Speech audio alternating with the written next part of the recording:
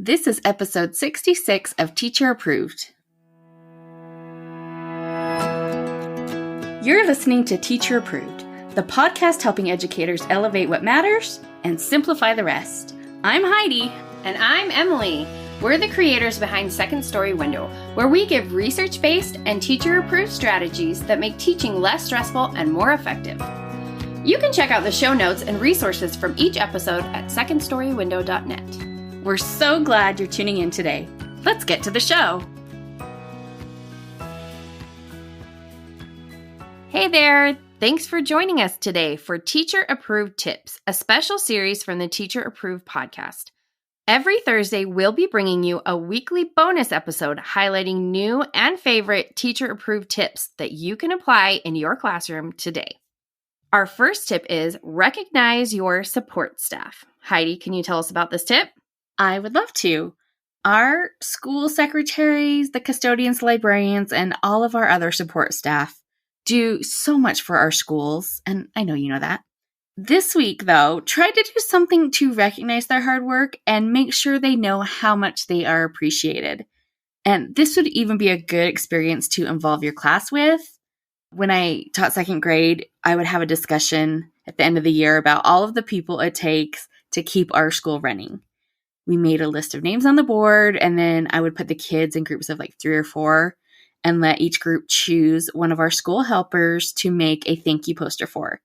And when I say poster, it's a 12 by 18 piece of construction paper. We're not going crazy here. Manage those expectations. And after the first year, I learned it was important to have a discussion ahead of time about the kinds of things that should go on this poster. So I explained it should say thank you and mention specific things that the person does that we are grateful for. And then also say that it is from the whole class and not just the 3 kids who made the poster. Yes. They were happy to take credit. I found it was also helpful to point out that the content should fill most of the page.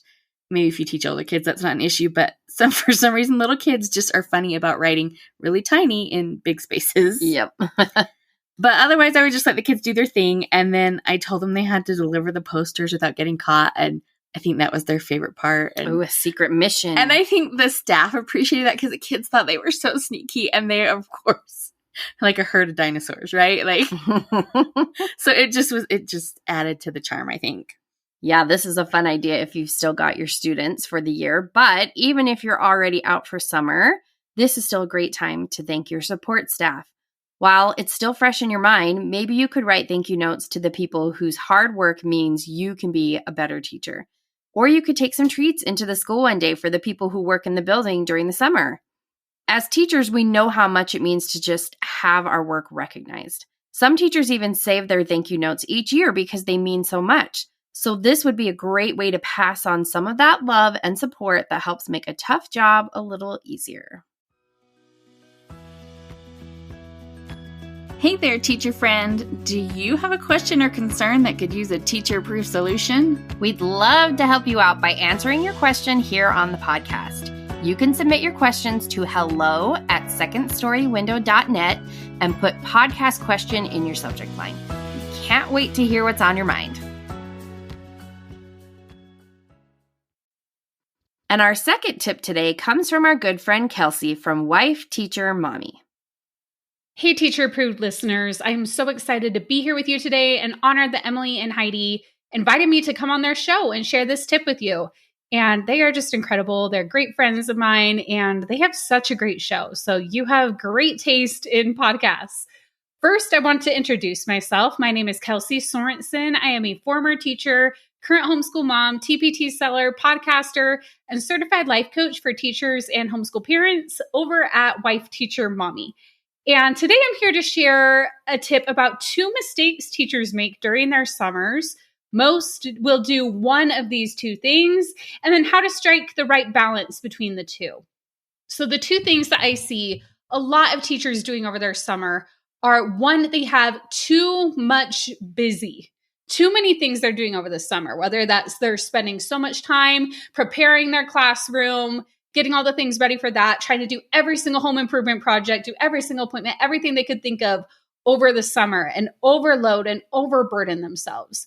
We find a lot of teachers do that because maybe the 2.5 months sounds like a lot of time. You've got all this time to do all these things. But as we know, a lot of times things take longer than we think they will. And then we just feel burned out before the school year even begins. So that is one thing that I see a lot of teachers do. Now, the other thing is kind of the flip side of that. It's not enough preparation for the new school year.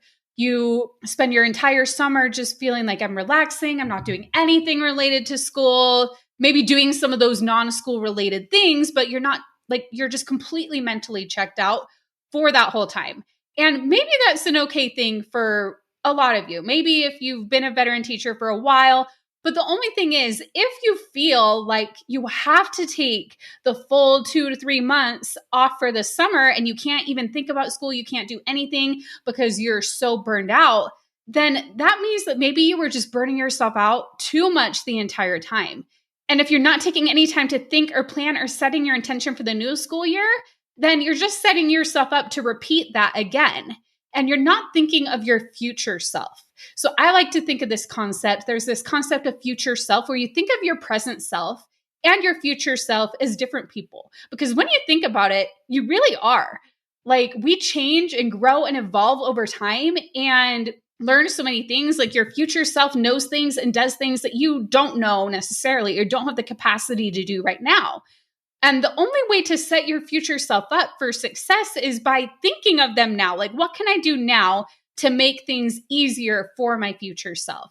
So what I like to do is kind of flip how you're thinking about it, taking the summer as an opportunity to rest. Of course, we don't want too much busy. Like I said, you don't want to spend your full summer on this, but taking the opportunity to reflect, evaluate, and figure out how the coming school year can be even better. And even if you feel like you had a pretty decent school year, there's always more that could improve. There's more different teaching methods you could learn or ways you could learn to help your mindset so you can kind of set yourself up for even more success and to handle the stressors as they come your way even better. So if you find the way to strike that right balance of rejuvenation and education, learning how to make next year better and finding that time to rest, doing both. And as long as you take a moment to step back and think about how you're going to strike that balance, you're well on your way to finding that balance over your teacher summer. And for even more on how to do this, be sure to check out episode 79 of Wife, Teacher, Mommy, the podcast, which is called The Secret to a Purposeful Teacher Summer. And I kind of break down how you can do this. And then be sure to subscribe while you're there. If you like this show, there's a good chance you'll like mine too. And if you want to dive even more into that balance this summer, we're hosting our annual summer conference called Educate and Rejuvenate with keynote speakers Joe Dombrowski, Mr. D, Christina Kuzmich, who is also incredible, an incredible lineup of speakers, life coaching, workouts, and tons of bonuses and prizes. And it's all just $19. So if you are listening to this episode, it's happening on June 27th and 28th, 23. So if you're listening before that, we'd love for you to join us. If not, we are doing this event every year and more events again. So you can go to educateandrejuvenate.com to learn more about our next event. Thank you so much for listening to me. And I hope that you are able to find and strike that right balance for your summer because you deserve it. Hopefully we'll talk soon.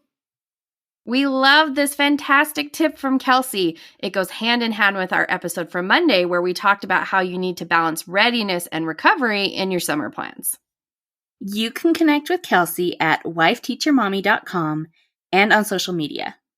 And be sure to listen to her fabulous podcast, also called Wife Teacher Mommy. We love her podcast. Kelsey's Educate and Rejuvenate Summer Conference is a must-attend event. We were presenters at the conference last summer, so we know it is well worth your time. Plus, it's only $19, which is a total steal. That is a deal. Head to our show notes to find a link to sign up for Educate and Rejuvenate. That's it for today's episode. Remember to take time to recognize your support staff, and remember Kelsey's tip to help you approach summer in an intentional way. We hope you enjoyed this episode of Teacher Approved. I'm Heidi. And I'm Emily. Thank you for listening. Be sure to follow or subscribe in your podcast app so that you never miss an episode. You can connect with us and other teachers in the Teacher Approved Facebook group. We'll see you here next week. Bye for now. Bye.